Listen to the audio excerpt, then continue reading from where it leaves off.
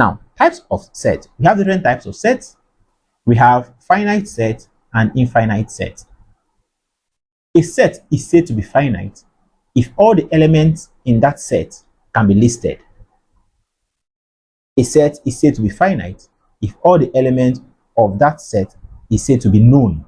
For example, the set I just gave you, set A, that has a cardinality of 6, is said to be a finite set because all the elements of that set are known and they are listed.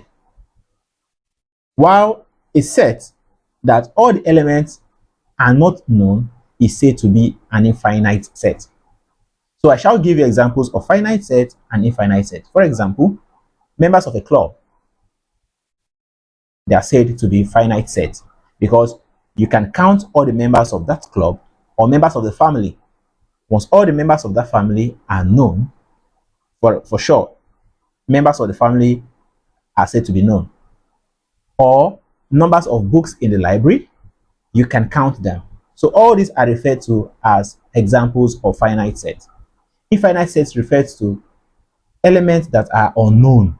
For example, if we are asked to define a set A to be a set of all the positive integers. Positive integers you have from 1, 2, 3, 4, 5. All these are said to be positive integers to infinity, which is unknown. So we refer to these as infinite set.